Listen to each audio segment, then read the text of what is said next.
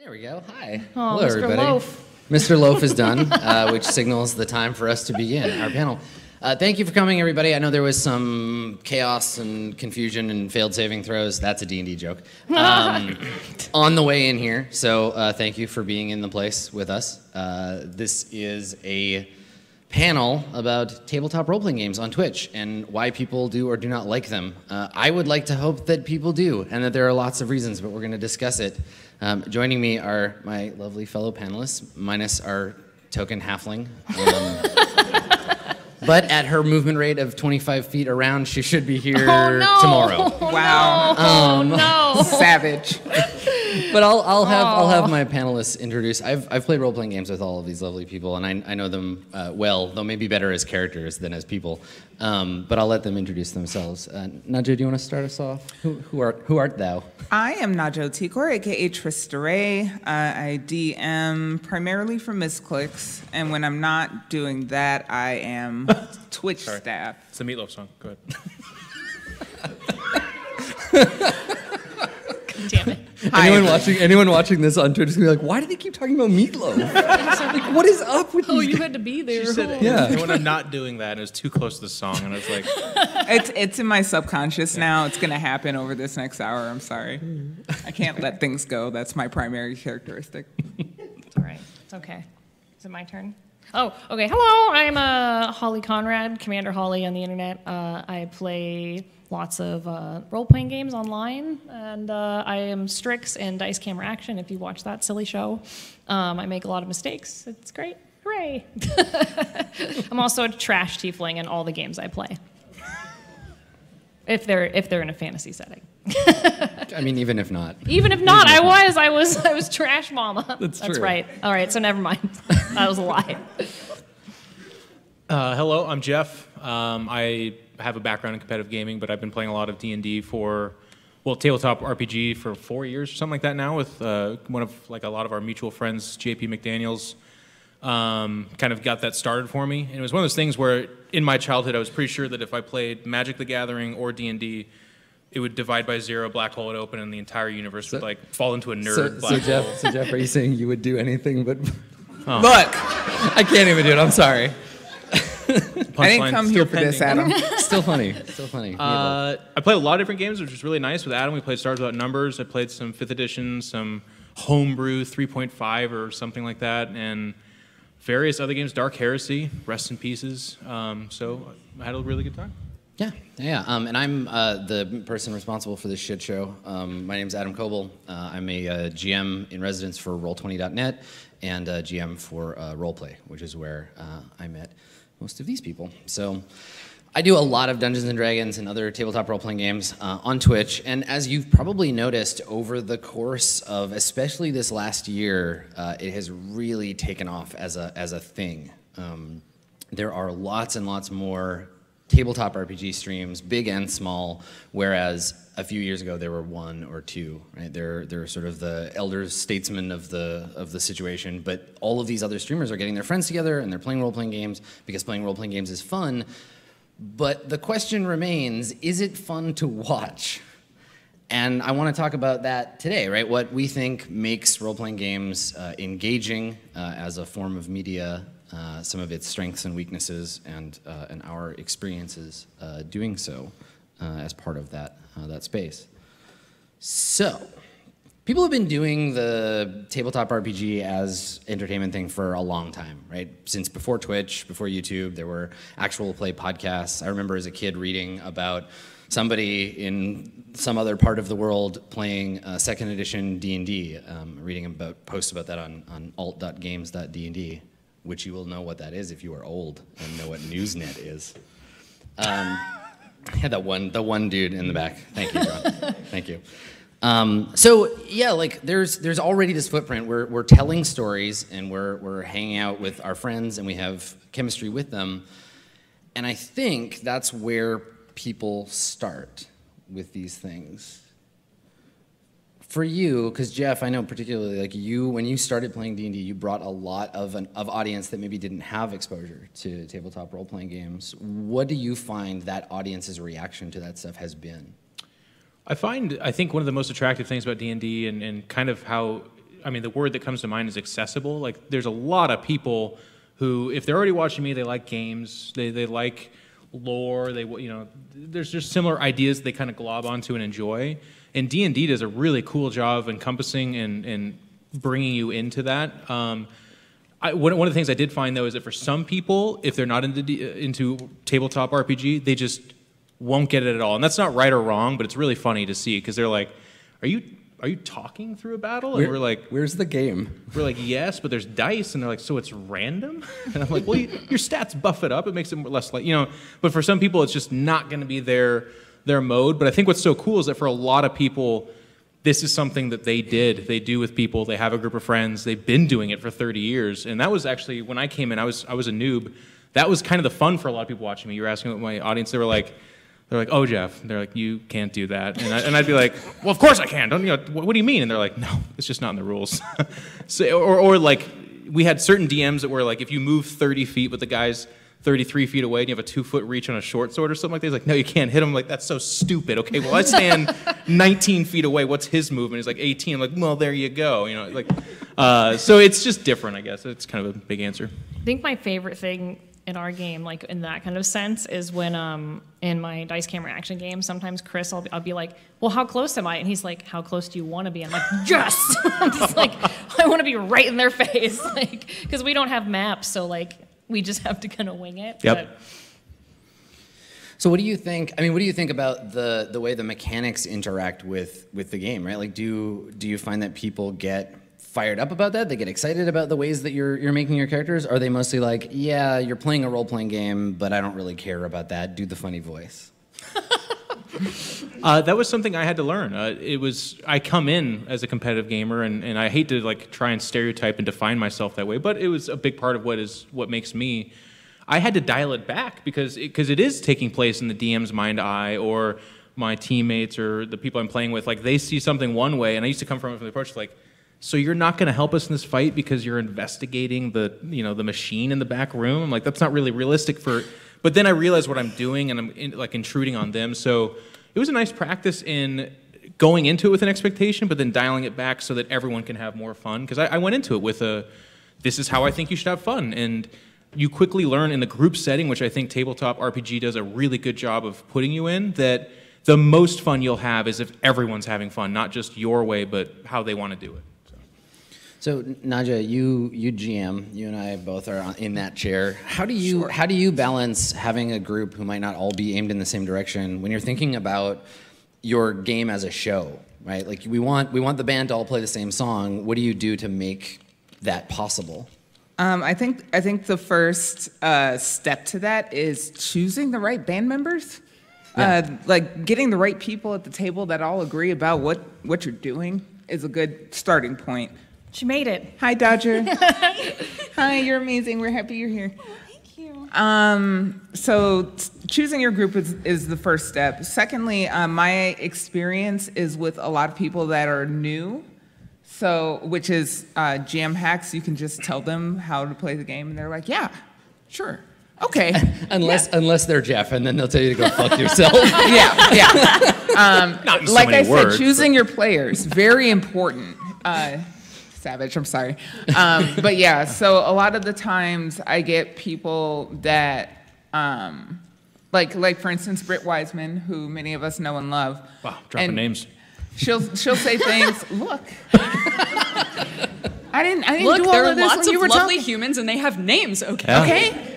Am I just like not gonna? Okay, anyway.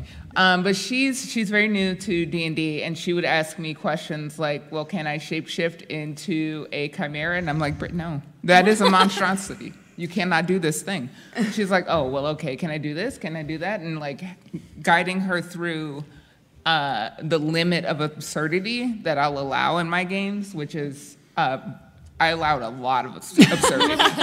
But I don't want to break the rules. She tried to use her rhino charge ability on someone by going over another person. And I was like, you cannot drop kick as a rhino. I'm sorry. As a rhino? I was like, you are describing a drop kick and you cannot. Yeah. But otherwise, I'm pretty permissive. So now that Frodo has returned from the Shire, Would you like to tell us who you are? Oh, sure. Hi, guys. I'm Dodger, and I'm a streamer, and I've only DM'd a couple of times, but I've been a player many, many times. So I'm new to the world of DMing, and it's very, very fun. Well, let me hit you with a question. Sure. When you were dungeon mastering, did you think about the fact that what you were doing was a show? Like, did you think about the way that you were narrating and what your players were doing as a thing that was being performed for an audience? I think I did put a lot of stock in how I was describing things, so in that way it was very performative, but I felt like that was important for the players more than anything. It was like to describe things in a way that really like set the scene and really like brought them into the world. So after the first time that I did DM a game, a lot of the feedback was like, you took a lot of time to like really describe things for better or for worse. So I don't know. I feel like DMs in general have to be kind of like, they do perform in a way for their players, if not for an audience. Well, let me bounce the question back to you, Adam, because I think you have the most experience with this. But for me, the few times I DM'd, it was almost a byproduct of just a good group anyways. Like, you have the characters, if you have an interesting setting and they're having a good time, I feel like that makes for a good show. But do you have to cut some corners? Do you change yourself for the show aspect? I mean, I tend to GM in a way that, like, I'm very aware that it's a show, and I will GM cinematically, much to Dodger's point, to make sure that the people who are watching get a firm idea of what's going on in their head, because that's why we're all there, right? Those people in chat who are like, "Where's the game? The graphics in this are terrible." They're talking about a game. Why can't I see it? You have to speak to those people, right? You have to be like, "Let me help you imagine the game. I'm going to describe The Witcher to you from the beginning to the end, and it's better than playing it." So I think, yeah, like to that end, I definitely think about the way that I'm describing stuff to keep it engaging.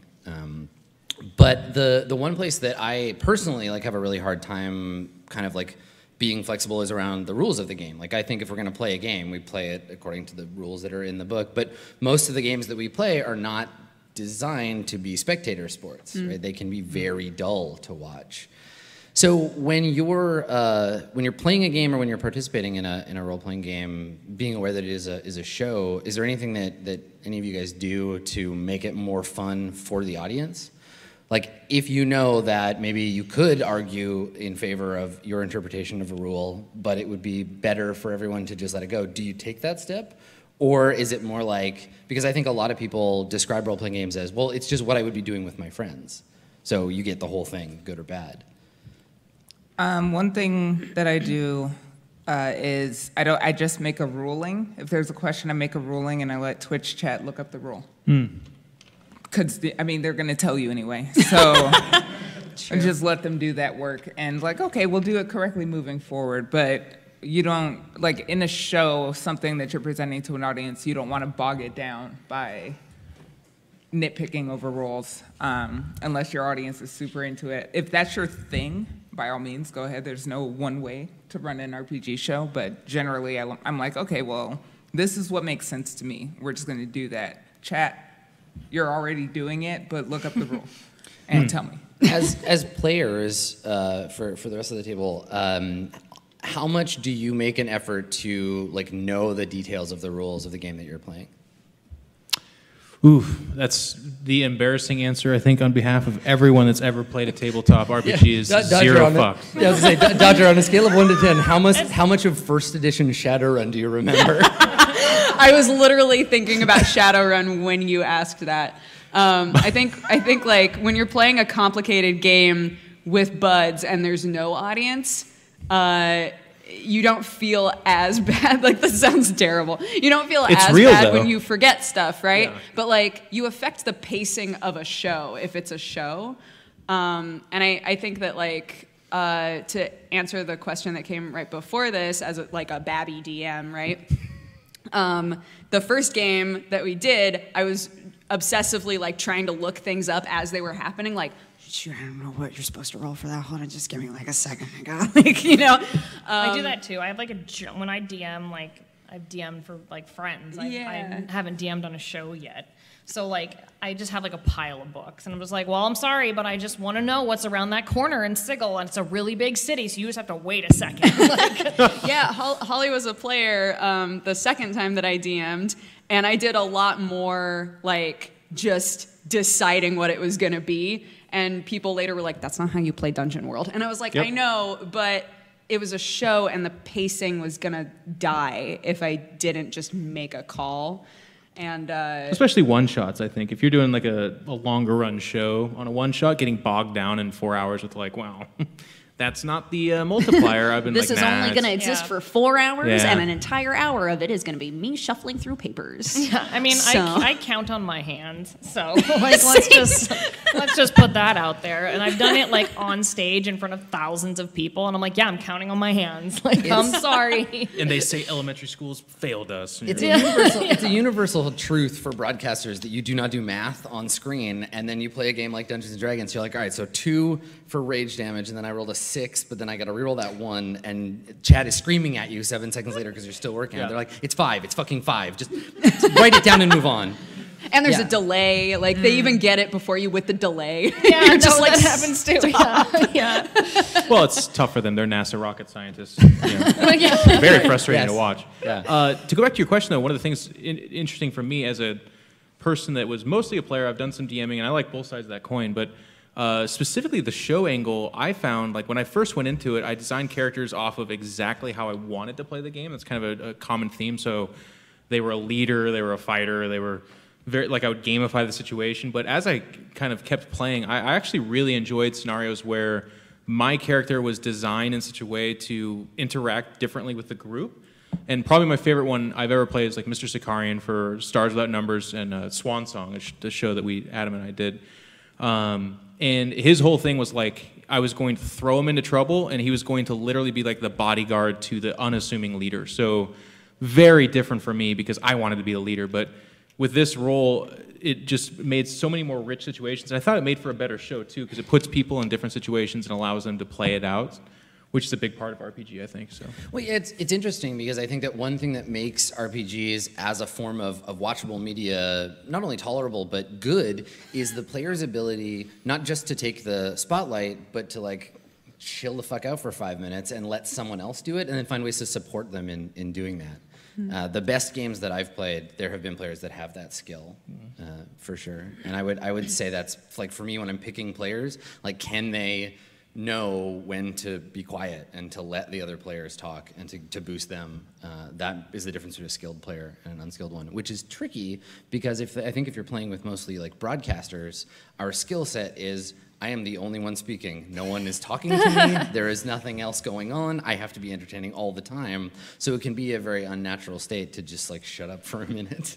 Yeah, I think that's something like in our game that is really cool is like, I mean, we've been playing for like a year now with my dice camera action game, and like we all care about what happens to each other. So like it's nice to just be able to like if someone's having their like plot point, like their moment, like all the rest of us are so excited to see what happens to them. It's just like, and that's like a sign of a good D&D game where the whole party genuinely likes each other and cares about each other's characters to see what happens, versus like sometimes if you're playing like a game at home, you'll have one player who's just like, I'm the king of everything, and you're like, no. I actually personally really like those scenes in Game of Thrones where everyone is just talking at the same time and nothing happens. Yeah. Yeah, they're the best. The whole cast is just on screen at the same time talking. Yeah, it's tricky, and I think that that's something that rises from an awareness of being a performer, not just being a good role player, right? Like, I think that the real kind of holy grail of players in this situation are people who can both play and understand the game part of a game, and then those who can participate as, like the metaphor before, playing in a band, right? That you know when it's time for your instrument to come in. Yeah, I think Adam, I think a few of us were talking about this not too long ago, but that's another difference between being on camera and being off camera with RPGs is, sometimes when you're just like at a table with friends and it's not your scene, quote unquote, you just like get up and grab a snack or something, right? But like when you're on a show, I think it's really cool when you can find a group of people who are, like Holly was saying, like still active listeners, right? who are like invested in everything that's happening in the show, not everything that's happening just with their character. So when you're playing a game, when you're doing an RPG show, and it's possible, right? Like, because if you're playing live, you don't have access to a computer. But if you're playing over, say, Roll20, you've got. Do you play with chat open or closed? Open. This is what a great question, because this is that's the show aspect for me is, and you have to learn to deal with this as well. But I play with it open, and obviously the times where it's a little bit less fun is when you're forgetting something and someone in chat's telling you about it, because they're trying to help, and I'm not like faulting them, but it takes a little bit of the mystique away when that happens. So you're like, oh yeah, I have a second attack, I do it, and it's like, he's dead, and you're like, yeah, I should have, yeah. And the guy in the chat's like, I did that attack, and so that's where it's a little bit less bad. And there's the thick skin part, but that's part of broadcasting where, man, I had a lot of characters where like, I get intelligence 3 or something like that, and I'm sitting there, and I want to be the like J.J. Abrams awesome producer guy who's like, yeah, I do this thing, it's really stupid, isn't it? And someone chats like, you're an idiot, and I'm like, am I the idiot, or is it my character? And they're like, no, it's you, and I'm like, and I'm trying to do like the all-knowing wise thing where I'm like, you're right, but I'm like, but it's the character, and they're like, no, it's you. So you do have to have that thick skin, especially. I wear my heart on my sleeve with a lot of my characters too. Sometimes people are like, that's not how that character would do that. I'll be like, bitch, that's exactly what my character would do. Like, but you can't do that. I've had that response. It doesn't go over super well. It doesn't make you a nice guy. Because what's so fun too is to realize the chat's having that experience too. Like, they're invested in your character. When they say that's not what your character would do, they're not trying to hurt your feelings. They're like, no, that character's important to me. This is what I think they would do. And I've learned over time, unfortunately, there's been a few people that they don't like me anymore, because I might have called them a name or two, but hopefully they can know. I've learned and grown, but like, they care. And that's an amazing experience that has enhanced so many of the shows I've been on, is that with that chat, man, I've seen people say they're crying. I've seen people say like, this moment touched me and stuff like that. If you close the chat, or if you're not aware of other people watching, I feel like a certain about like what you're doing is being taken away from you. That's okay. I'm not saying that's wrong, but for me, it's huge. I talk a lot. Sorry, guys. No, I was like, yeah, no, it's true. Yeah, go ahead. I had it closed as a DM, but I always have it open as a player. I don't look at it if I'm currently making choices, because everybody has ideas of what your choice should be. So if it's like, again, if it's like a scene with my character in it where I'm like doing a lot of stuff, I won't look until that's over, because I don't want them affecting like a choice that I would make or telling me what the best course of action is, because that's not fun and that's not role play, right? Yeah. You have way more control than me, though. I can't close and open a chat. I'm just like, Oh no. did you guys see what I did? Sorry, go ahead. When I play, I leave it open, but it's like, I don't know.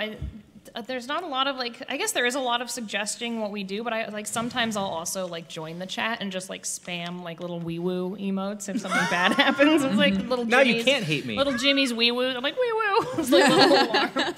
Like that's yeah, and they like the interaction. Like sometimes we'll just be like, oh no, and like so it's that's kind of what I do. I mean, I think if I were DMing on stream though, I wouldn't have it open. I wouldn't like that would stress me out. I don't know why. I think like. Because you're trying to like make that world, you're trying to make it real. And for me, like, if someone was like, "You forgot the thing," DM, I'd be like, "I'm the worst, I forgot." Like, versus a player, I'm just like, no, my character's flawed. It's fine. I keep chat open. Anyone that knows me knows that I can't stop shit posting in Twitch chat. It's kind of one of my favorite things to do, and I still do it when I'm in DM. That's amazing. I love it. Not the answer you expected. Do Do you do it the chat open? Yeah, I shit talk all the time, just shit posting. I use a lot of Just walk the line. I describe a lot of things with memes because I'm that kind of person. And people in chat are like, "What?" And I'm like, "I will post the link for you as soon as I can, so that you too can see exactly what I'm seeing."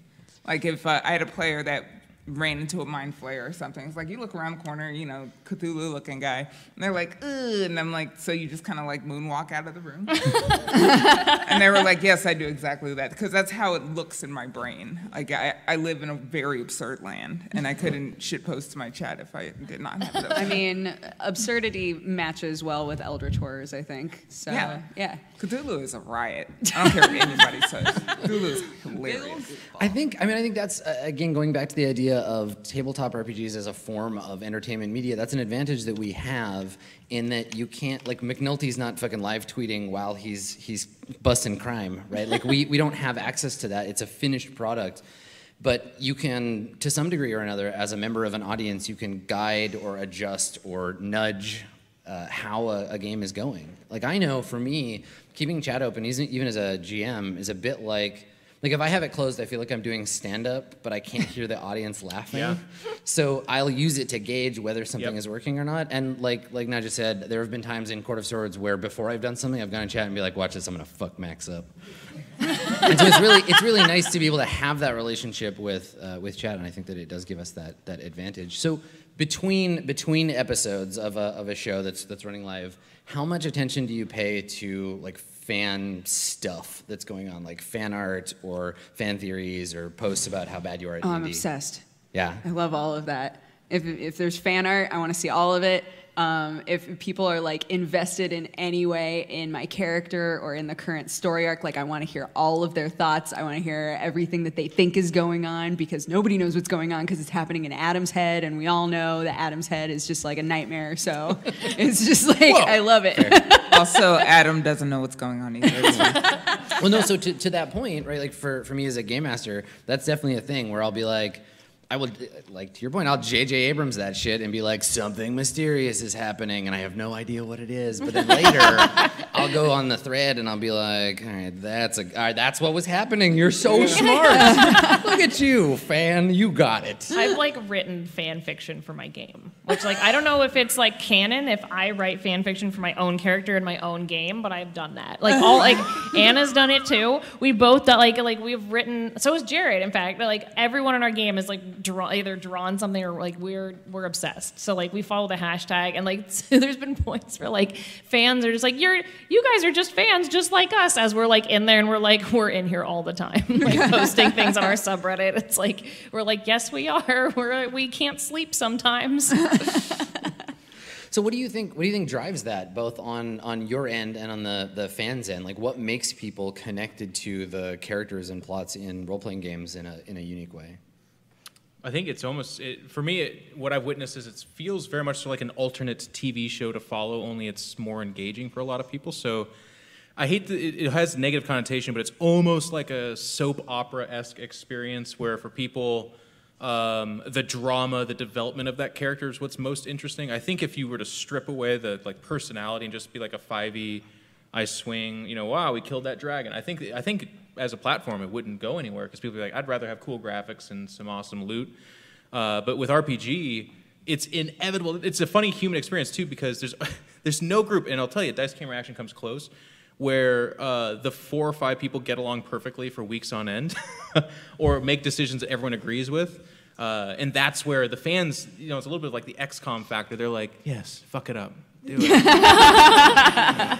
Get mad, and they want that a little bit, but so do we, because it's fun, because it's an interesting and safer place, it should be anyways, to have that experiment of like, this character is, I had a character with a speech impediment. I was really uncomfortable with it because I didn't want to belittle or demean that impairment for other people, but also as an extremely privileged white male, it's I think healthy to engage in the concept of thinking about being in a different place and putting yourself there. And RPGs allow you to do that, whereas you could in real life, but it'd be weird, different. Not saying pretending to be a witch is weird. It's just. Oh no, That's my the whole character's answer. weird. She's fine, Yeah. but yeah, she's real weird.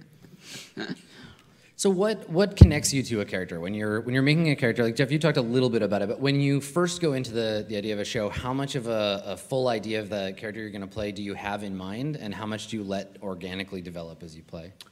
Man, I think the perfect mix is like whatever you're happy with, but those are the two things. Like go into it with an idea, but then I love environmentally a character coming to shape and form and how they interact with other people. And specifically from the angle of like if that other person's excited about a dynamic, I think a good example, and I think a lot of you know him, but like DJ Wheat, his character was like okay in our Stars Without Number game, but when he started to have a relationship with Pi, the AI, he blew up. The guy was drawing pictures, he was excited about it, he was talking to Adam, And it was so fun to see that organically that relationship happened, but then he got into the lore of it and it became something more. For me, I've started the last few years just writing characters specifically with the other people in mind. Like if this group lacks a leader type person, then I'll go ahead and grab those reins. Or it's even more fun to be like, nope, there's no leader, and I'm going to push someone who's normally not in that position. When it push is a strong word, but I'm going to leave a vacuum of a space that they may or may not fill, I guess. So it's cool to do it that way. Yeah, I just like having flawed characters. Like I try to give my I was gonna say too. Yeah, I just try to give them flaws, and like that makes it interesting. Like literally, like when we first started our Dice Camera Action game, like my character Strix just ran away at one point. Like she just ran away. And everyone's like, "What is she doing? Like, why would you do that?" And I'm like, "Well, that's what she would have done." Like, and yeah, it didn't turn out great, but I mean, nothing really does.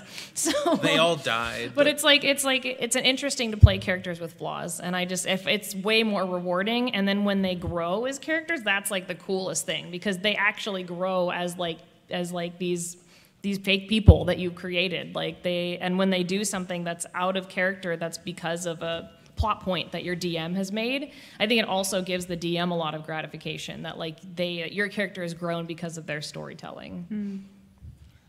For me, I still approach my characters kind of like NPCs, which is to say I have this subconscious expectation that they're going to die very quickly. I mean, we all feel that.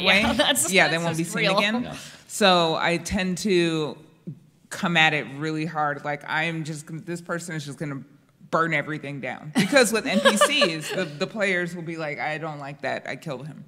But when I am the Some PC, people do I have that. way more autonomy than I expect, and I drag games really weird places unless I'm stopped. As you have experienced. It's true. Yeah. Herschel, if I see you, we have beef. But yeah, that's what happens with me. I like kind of creating a character that's a bit more two-dimensional. I don't like fleshing them out too much because I think a lot of the joy comes out of like acting as that character and being that character and seeing where it goes and fleshing it out naturally. So I love to start with just like, here's some flaws, like Holly was saying. Like here's what makes my character super unlikable. Shout out to Eugene. And I love Eugene. Thank you. I also love Eugene. And then like here's something at least that my character really cares about. I think if you have those two things are really, really good, starting points, and from there you can act as that character and you can become that character and just see where it goes and who they are. So with all that in mind, like putting time and energy into making a character and thinking about the way that they go, watching them develop, what do you do when they're taken away from you suddenly and randomly by chance, right? Depending on the game that you're playing, there's a relatively decent chance that even though you've put all this thought and energy into your character, today might be the day you never get to play them again.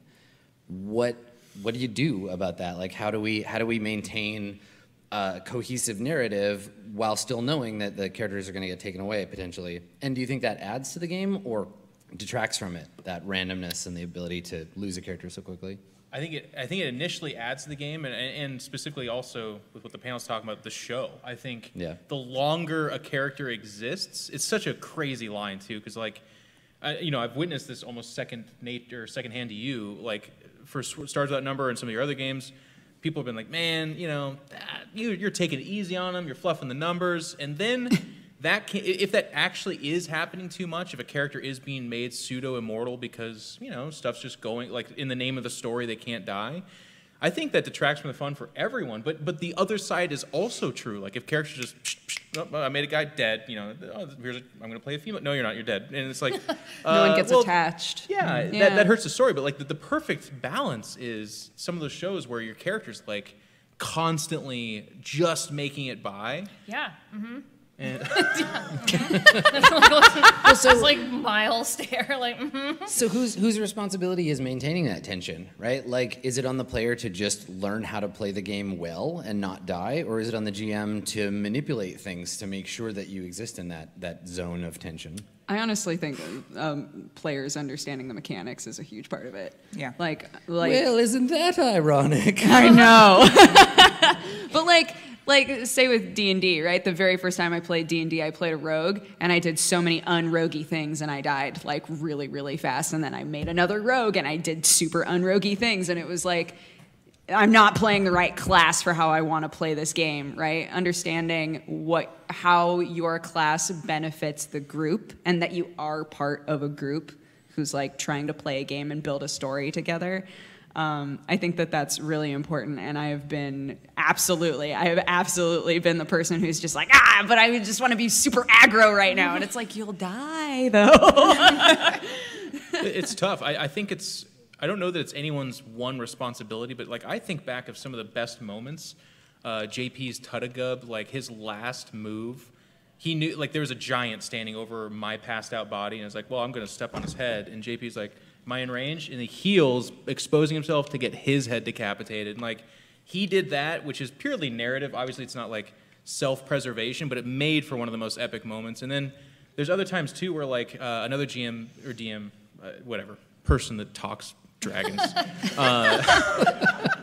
Neil, who's big on, he does a lot of shows on Twitch as well. He was a more punitive guy, so like we went to a dinner in our game that we were meant to all just die. There's like a level 9 bodyguard assassin or whatever. We're like level 6, but one of us stepped up and critted his back, like just magically natural 20, cut his head off because like they went to an effect chart and it was his head and it's gone. Whoa! So like you can't craft that stuff, especially when you do it on Roll20 because we all see the numbers, right? Like if you're a DM, you're like, wow, you got a 20. It's like That's what DMs sound like. It's a good DM. You got a 20. I'm going to consult my tomb. That's good. So it's a weird thing because some shows I have seen suffer from 3 characters get murdered every week. That's fun for a while, but it's tough. The best shows are the ones where they go for a while, but then that one death scene of that one character is so dramatic because of their legend that I don't know whose responsibility is to create that. I think it's nobody's. I think it's like you have to find the best way to like juggle those plates to that point and be like, now they die. Cool. Let time pass. I think for a show, so if it's just your game at the table, that's one thing. But when you have an audience, I think the player and the GM should collaborate on that sort of thing. Like if you die, you want the death to be memorable because nobody's going to remember, the rule or who rolled what, but they're going to remember what happened in like the little movie running in their head. Right. So Good you death want to is a good reward. Yeah, you want to have a good like epic death or like a colossally comical awkward one. Yeah. You want it's like so that tough though. standout moment. I agree with you. Like it shouldn't just be a rock falls out of the sky and kills him, but at the same time, it's like and I don't know, Adam, if you have an answer to this, but it's like such a tough line to walk because if it's fully contrived and it's like, and then he killed you, but it's like so broadcast that everyone knows that was coming. I've seen it. We've had moments like that the chat thought that was what was going on, and sometimes they were right. It does take away from it, so it has to be natural, but it can't be wasteful either, which is such a hard place to go. It's an art. I mean, I think the responsibility might fall not on anyone at the table, but at the game you're playing, right? Like choosing a game that doesn't have things that will be harmful to its format as a show. Because there are games that are better to broadcast and games that are worse. Yeah, I was actually going to ask if you guys have ever played with a system where you've been like, okay, this mechanic is a little unfair, and just like gotten rid of it, like just house rolled it. Adam up here, #1 proponent. It was one of the funniest times I've ever laughed in an episode. Stars Without Numbers has one of the shittiest space battle mechanics you've ever seen. Everything about it is great except that. You shoot interdimensionally, so they're like literally, there'll be someone in this dimension, someone here, you guess which dimension you're shooting into, and the whole time Adam was DMing this, he was like, this is so fucking stupid. You're like, you're playing Battleship. We never fought in did space it again, No. which was... Yeah. But the funny part was we have a space weapon called a sand thrower, which that got used like 35 times after that. But it was anti-personnel, so it was like... That's cool. Yeah. They solved a lot of problems with that sand thrower. A lot of problems. And we had, probably not to the same extent, but when we were playing Shadowrun and we were in car fights, Adam was always well, we're in a fucking car fight, so. the big lesson from Mirror Shades, which is a Shadowrun game that we ran, was that you can start with a system and learn very quickly that the player's priorities and the things that the audience likes that reinforce the player's priorities do not match up with the game at all. And you end up playing something completely different. And you can't predict that necessarily right away. Like sometimes you're really lucky and you know the players and you know what kind of show you're going for and you know what you can do and you pick a game, like with Nebula Jazz, right? Like we picked Fate Accelerated for that show because it was going to work with all the other things we wanted to do. But other times you start playing D&D and you think you're doing Lord of the Rings and you end up doing Blackadder and you're like, this is not helping me anymore.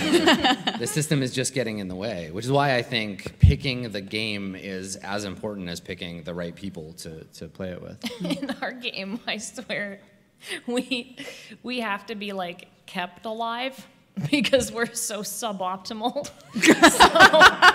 So, direct quote.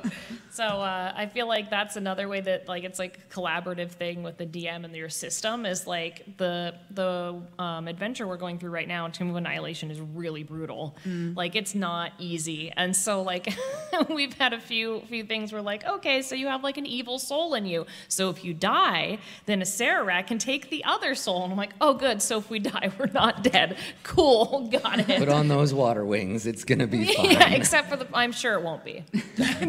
Sometimes you just gotta let the kid drown. But it's a good collaborative, yeah. It's a good collaborative thing where it's like other I feel kids like need to learn. Yeah, we keep the system working for us in these weird, horrific systems. That I think this is not the year for it, but I think that because of the sudden explosion of RPGs as broadcast media and Wizards of the Coast particularly like backing a lot of that, I can foresee a near future where there is a book explicitly, like a PDF or a book or whatever, explicitly saying like, here are some things you can do to change Dungeons and Dragons to make it more fun to watch. So on that note, before we take it to the audience, if people have questions, I just want to see if there were people in the audience who are looking to maybe like start their own RPG show or they want to do a better job doing the thing. Y'all have lots of experience. What would be the one thing that you would impart to them that is the most important about doing like RPG as entertainment media? It's such a shitty answer because I give it so often with streaming, but honestly, the first place it starts is like, I tune into a lot of smaller shows or shows where, because it is awesome, it's just cool to do it, and a lot of people are like, well, let's put it on the internet. If people want to watch us, the more the merrier, but you are performing in front of an audience, so if I had a dime for every time I tune in and there's like a darkened room with a guy who's like 17 feet back. He's got his dirty bed there, and the microphone's like, dogs. He's like, wow. You're like, ooh, this is not going to be a good show. It's just no matter what. I don't care how cool your character is. When I'm tuning in, I don't see anything except for the shit show that's going on in your room. So like, does it have to be a green screen? Do you need a professional mic? No, but watch the show and understand that if you're broadcasting on Twitch, there is a certain level of like, just try, you know, and the more you can do, the better. But and it's funny when I say try, because that puts the onus on us. There's people out there who's like, I tried. And you're like, no, you didn't. You didn't try. You didn't try. And they're like, yeah, I did. And I'm like, no, you didn't. So do that. When you do a show, it doesn't have to be top level mega streamer professional quality, but it has to be not distracting. Okay. You know, and then where you go from there is better. But that's the foot in the door first thing that has to happen. You could have Robin Williams doing a million voices and an amazing performer, but it'd be really impressive given that he's dead. If Robin Williams is on your Twitch stream, call an exorcist. It's Halloween. Get that out of the way first. You would make so much bank if you had Robin Williams on your stream. So you can call your exorcist. Twitch.tv/Robin Williams Ghost. But the point, I mean, I think I've probably made it very clear, but just like that's the first thing. You got to do that. So. That's I would say the same thing, and also just watch other streams. There's so many good streams out there, and the biggest streams to like the smallest streams, but there's a lot of different ways to do it too. So just tune into like 1 or 2 episodes of like anyone that's playing. Just go to the like D&D tag or role-playing tag on Twitch and just see what people are doing, and you might find a cool new show to watch because there's lots of new people starting up too, and you will get inspiration on how to do your format, because I've seen so many different ways. Like it's some people are in the same room, some people aren't. Like some, and I think that's the really cool thing too, is there's a little room for creativity, so you can kind of do your own thing. I wish I got inspiration every time I watched a Twitch stream. That's a D&D joke. I mean, I just get stressed out when I watch anything. Yikes. So. I guess I'm echoing everybody else, but to put it in a nifty little phrase, they're not sessions, they're episodes. Word. Like just reframe everything through that lens. The way you interact with your players, your production quality, the way you structure a narrative, like it's for episodes where you have no script and nobody knows what's going to happen, but episodes instead of just sessions. And if I could write it on your coattails, one thing I'd add to that I think has to be said too is you're specifically doing it on Twitch or online. One of the most debilitating parts of doing a campaign is that people who jump into the 19th episode aren't going to know what's going on at all. So organizing your previous episodes, categorizing them, having them labeled is actually pretty essential, unless, again, you're not trying. If you're not trying, then I'm not talking to you. But if you want people to tune in, or like you could build an audience, you have to make it. You have to smash a Twitch streamer in the face with information. You have to be like, this is where the other episodes are. Like, I can't see anything else. You're like, I know. And if you do that, then you can. Yeah, sorry. I guess to say something a little bit different. When you're first starting out, it's totally normal to feel like kind of nervous and like you have to get everything right. And, you have to know the mechanics really well and like all of this stuff, or people are going to hate you and yell at you in chat. But honestly, like a lot is forgiven if the people involved are having a good time and have a good rapport with one another and interact really well. You don't have to get everything perfectly because again, it's a show, right? And one of the things that Twitch has taught us, absolutely, is that we love to watch people who are having fun, right? So if you and your players are having fun together, it's okay to stumble and have weird moments where you're like, I actually don't know what that is.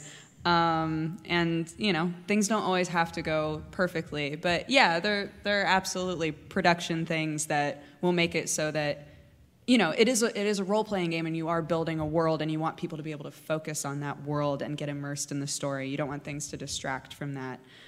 So letting people, watch and get excited about the story that you're making, and also get excited about the people who are involved and seeing them have fun is, I think, really important. Also, I'm going to add one last little tidbit. Split DMing and production. Split those roles, unless you're like super turbo GM like Adam. If you're starting out, you might want to split GMing and production because it's a lot to have on your plate all at once. Yeah, that's fair. Cool. Well, we don't have a ton of time, so make your move action up to the mic, and we'll do this. The goofs. And while you are, I gotta go. So sorry, but thank you, everybody. My Thanks, next Jeff. panel is in 2 minutes. So. Oh no, You can do it. You can do it. Thank you. All right. go that way. Lightning round. We'll just go back and forth between the mics. Begin. Hi, I just was curious to pick your brain on what are your thoughts on having chat have influence over the campaign itself, even something as small. I fucking hate it. Yeah? I will not mince words. I fucking hate it. It's the worst. In the moment. In between episodes, I love it. It's like what we were talking about before. We all get really excited about people's fan theories and their excitement, but like there are lots of ways that some streams choose to let chat, usually by way of money, influence what's happening in their game. I do not like that. I could not do it myself. If it works for them, great, but that's not the kind of role-playing game that I'm into. I can see a future where we have Twitch plays D&D, and chat, it just runs the game, but it's not my favorite. Yeah, they couldn't be any worse at it than Max, so it's fine. Wow. Wow. Cool. Thank you very much. Yeah. At the back. All right. This is a question for the DMs at the table.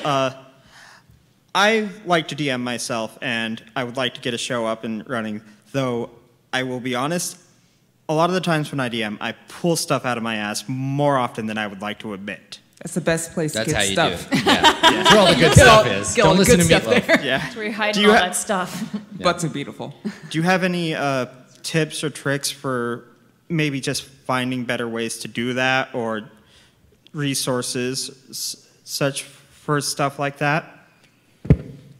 Some games are more permissive to improv than others, right? Don't play a game that requires a lot of help. Play the game that will play to your strengths. Find a system that allows you to just make shit up as you go, and then that will work better than like having to play a game that requires prep, because then you're going to feel bound in by that. Okay. That's my thought on the matter. All right. Thank you. Yeah. Hi, my name's Candles Genostar. This question kind of piggybacks your last question that you set up, Adam. For those like either first-time streamers bringing roleplay to Twitch, or even maybe they have done it for a while, we understand there's many different ways that you can improve your show via, production side, GM side, or even player side. But this question more is directed towards what would you recommend as far as those who maybe have had the same amount of viewer cast, trying to get exposure for your game? What would you recommend for those either first time starting or have maybe been playing for a while and they can't get past that 5 viewer count of 4 friends and their mom watching? Dodger, how do you get famous on the internet? I have no idea.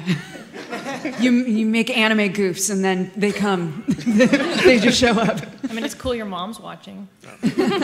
Supported. My mom doesn't watch my stream.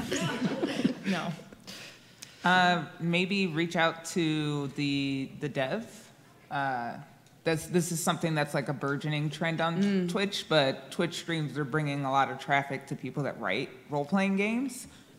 Wizards of the Coast has recently jumped all over that, but maybe reaching out to them and being like, "Hey, I'm playing your game.